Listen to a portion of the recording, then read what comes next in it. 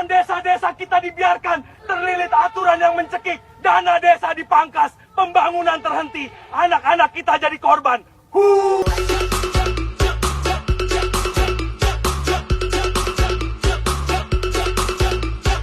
Hari yang mantap.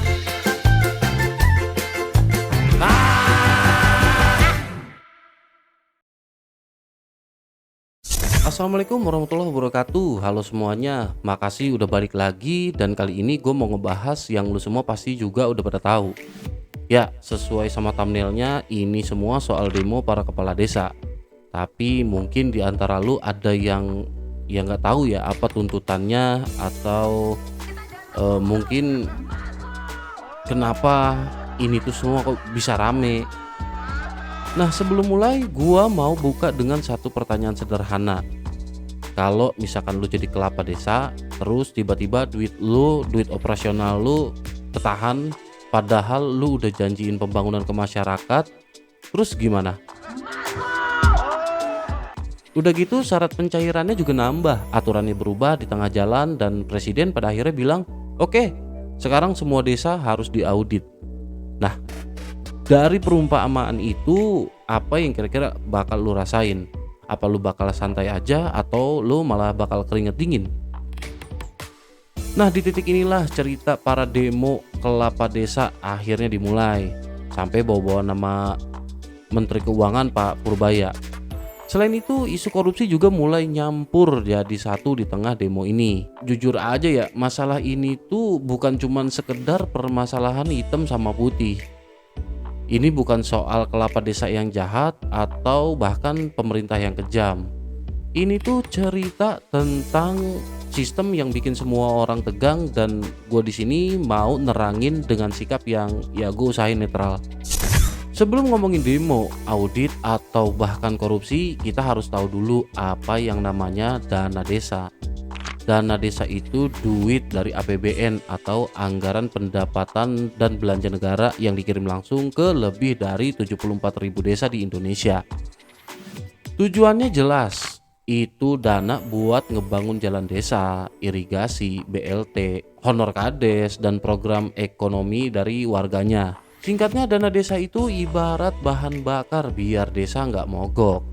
Nah, kalau misalkan dana desa ini nggak ada, berarti kan desa harus jalan pakai tenaganya sendiri. Ya bisa sih, tapi kan nggak semua desa punya kemampuan yang sama, ya kan? Lah terus bang, apa hubungannya sama kepala desa yang pada akhirnya demo? Ya oke, kita masuk ke intinya kenapa akhirnya mereka turun ke jalan. Jawaban pendek yang gue temuin itu yang sering muncul, mereka nggak mau diaudit. Jawaban itu mungkin ada benernya, tapi ya nggak lengkap.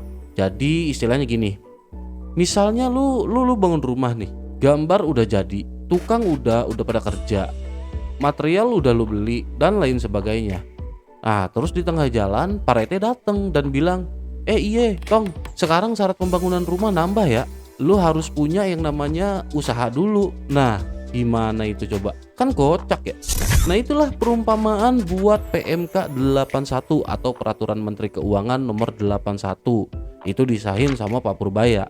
Sedikit gue jelasin kalau PMK 81 ini sebenarnya nggak motong jumlah anggaran yang dikasih ke desa-desa. Jadi dia tuh cuma nambahin syarat pencairan, terutama di tahap kedua. Salah satu syaratnya ya desa ini harus bikin koperasi desa. Ya secara konsep memang koperasi desa itu bagus.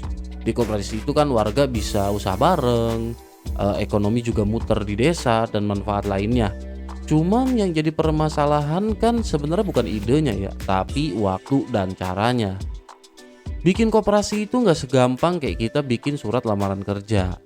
Banyak variabel yang harus diperhitungin, banyak hal yang harus diurusin, dan waktu yang dibutuhin juga panjang. Jadi ibarat kata tuh ya nanggung bet ditetapinnya tuh aturan. Mungkin ya maksud dari para kades itu bukan buat nolak, tapi mungkin waktunya aja yang mepet. Apalagi mungkin di lapangan ada desa yang notarisnya jauh, sinyalnya lemot, operator cuman satu, mana gaptek lagi orangnya, SDM juga terbatas, dan mungkin ada faktor lainnya yang kita nggak tahu ya. Selanjutnya ada syarat kedua yang juga jadi sorotan warga nih. Untuk pencairan tahap kedua, para kades harus nyertain pengeluaran sebelumnya dengan sangat rinci. Nah, terkait permasalahan ini banyak yang bilang, ya kalau misalkan bersih kenapa takut? Lengkapin aja, kan ya udah kelar. Masuk akal nggak kayak gitu? Ya memang masuk akal, tapi ya ada realitas yang mungkin nggak kepikiran sama kita. Pertama, aturannya datang ngedadak. Yang kedua, kegiatan desa udah jalan. Duit istilahnya sama bangunan tuh udah jalan, udah dijanjiin ke warga. Terus nunggu duit. Sampai akhirnya warga nagih ke kepala desa. Mana pak, katanya mau bangun jalan nih, mau benerin jalan. Mana pak, katanya mau bangun jembatan yang reot nih, bla bla bla bla. Nah coba kalau misalkan lu ada di posisi kepala desa, lu digituin, bingung gak? Ya bingung lah. Ntar dikatanya malah korupsi dah sama warga. Nah itu dia tuntutan dan gambaran utama apa yang jadi permasalahan di mata para kades. Rame kan tuh, pada nuntut Pak Purbaya buat lengser. Terus akhirnya presiden juga angkat suara dan nyuruh buat audit dana desa secara nasional. Kalau dana desa bersih, audit itu kabar baik. Tapi sekarang, banyak kepala desa justru keringat dingin. Kenapa? Presiden Prabowo memerintahkan audit menyeluruh dana desa. Tim gabungan turun langsung ke lapangan. Bukan cuma baca laporan tapi di atas kertas, tapi ngecek proyek, ngecek rekening, sampai cocokkan dengan kondisi desa. Ingat, dana desa itu triliunan rupiah tiap tahun. Katanya untuk rakyat, katanya untuk pembangunan. Tapi kenyataannya, banyak desa masih jalan rusak, bantuan tak merata, dan proyek cepat hancur. Panik nggak tuh kalau misalkan udah kayak gitu tuh, yang pada menang banyak?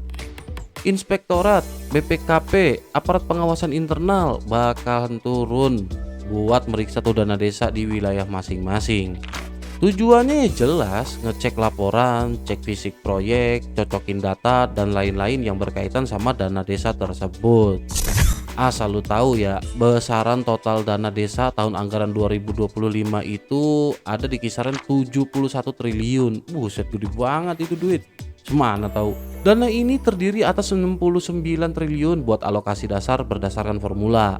Terus 2 triliun lagi itu buat insentif desa atau pelaksanaan kebijakan pemerintah.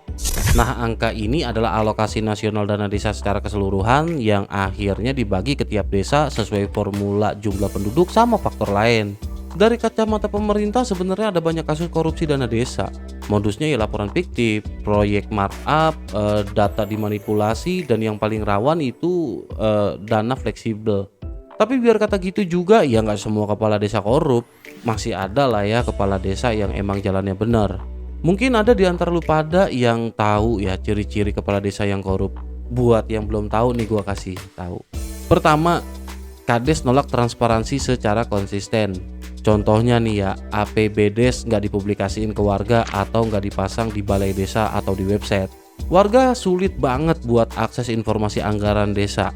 Terus kadesnya juga defensif atau bahkan marah pas ditanya soal keuangan. Nah yang kedua, itu ada yang namanya proyek fisik. Proyek fisiknya ada nih, dilaporin gitu, tapi ya di lapangannya nggak ada, itu proyek gaib. Di laporan ada perbaikan jalan lah, jembatan yang dibenerin lah, atau kalaupun ada yang benar-benar dikerjain tapi kualitasnya jelek. Misalnya aspal yang harusnya tebal 5 cm cuma dikasih 2 cm. Pokoknya apa yang dilaporin pas di lapangan tuh dikurang-kurangin. Terus yang ketiga, ada keuangan yang terpusat di satu orang, misalnya keputusan di tangan kadesnya. Bendahara sama perangkat desa cuman bisa manggut sama tanda tangan, abis itu diem makan gojek di pojokan. Ada lagi yang keempat, yakni musyawarah desa yang ya cuma formalitas. Ciri-cirinya musyawarah desa atau musdes cepet banget dengan peserta yang terbatas. Sering banget keputusan sebenarnya udah jadi dan usulan warga ya cuma lewat gitu doang udah. Terus ada juga yang kelima. Nah ini sih sebenarnya cuma buat negesin ya. Lu bisa ngelihat gaya kades yang gak sejalan sama penghasilannya. Misalnya, kok asetnya nambah terus, kok subur terus gitu, kok mobilnya mewah, baru, renov gede-gedean, padahal penghasilannya terbatas. Oh, ini banget John Closet, keren ya. Pulang dari Jakarta demo menuntut Pak Purbaya karena kebijakannya Ibu Kades di Gasruk oleh KPK karena menilap dana desa digunakan untuk belanja barang-barang termasuk tas-tas branded. Payo. Tapi ya ini cuma opsional karena ya siapa tahu kades lu punya lahan banyak, apa kontrakan berapa pintu, puluhan pintu gitu. Pintu doang kagak ada kamarnya.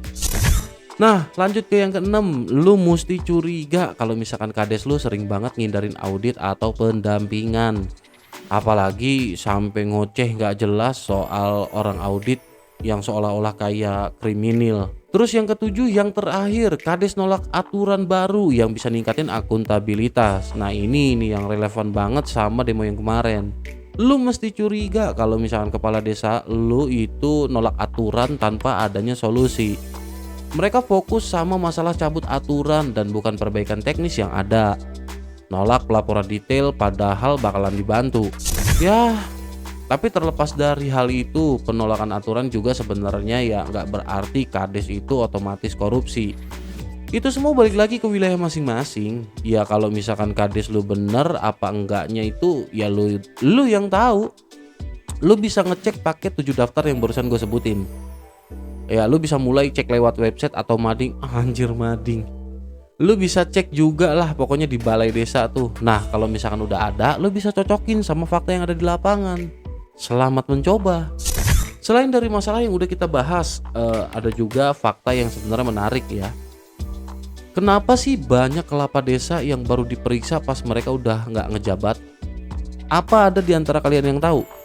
Alasannya ya karena pas mereka ngejabat atau berkuasa biasanya warga takut buat ngomong. Atau juga BPD-nya memang lemah, atau juga pendampingnya bisa diajak kong kali kong. Nah pas begitu udah lengser baru dah musuh politiknya bergerak, dibongkar semuanya. Di saat itu juga warga juga berani komen. Terus ditambah lagi sama dokumen yang keluar yang bisa jadi bukti. Sampai titik ini lu pernah mikir gak sih kenapa negara kok bisa ketat banget ke desa tapi longgar ke para elit? Ini sebenarnya pertanyaan yang bikin panas dan penasaran. Kalau misalkan dilihat ya jawabannya ya karena desa kecil dan banyak jadi gampang banget buat ditekan dan diawasin. Sementara ya elit ya lu tau lah, elit punya kuasa, lu punya duit, lu punya kuasa tadi. Ya pokoknya intinya lu tau lah, elit punya kuasa, elit punya pengacara, doi itu mereka tuh bisa ngelobi gitu kan. Ya tapi meskipun begitu sebenarnya negara bukan yang nggak mau buat neken para elit. Cuma ya prosesnya bakal lebih sulit dan nimbulin resiko politik yang ya bisa jadi gede. Ini juga yang akhirnya bikin desa ngerasa kok yang kecil mulu sih yang jadi keset dah. Kades korup demo Purbaya soal dana desa. Lagi viral nih, ribuan kades menggelar aksi menuntut pembatalan PMK nomor 81 tahun 2025 yang dianggap memberlakukan pengetatan mendadak pada dana desa non-earmark yang bikin gagal bayar program desa dan beban birokrasi. Tapi Pak Purbaya sendiri tegasin PMK ini bertujuan untuk ningkatin akuntabilitas dan transparansi pengelolaan dana, mencegah penyalahgunaan, dan memastikan penggunaan anggaran yang lebih tertib dan terarah. Simpelnya dana desa saat ini tuh diperketat lagi biar mengurangi celah korupsi. Dengan begini, para kades nggak bisa lagi nyewa LC pakai duit rakyat. Jadi gimana menurut lu pada? Apakah demo ini murni atau ada yang nunggangin? Kalau menurut gue sih ya dua-duanya. Soalnya ya di dalamnya ada aspirasi, ada juga kepanikan, sama ya ada juga kepentingan. Di masalah ini tuh sebenarnya negara belum percaya penuh sama desa. Desa juga belum siap secara penuh sama keputusan dari negara. Di sisi lain warga juga udah kebangetan capek, udah keburu capek warga. Dari pembahasan di atas, apa pendapat lu? Menurut lu kepala desa lu korup apa enggak? Nyok, kita diskusiin bareng di kolom komentar. Makasih buat kalian yang udah nonton sampai akhir. Sampai ketemu di pembahasan selanjutnya dan selamat beristirahat.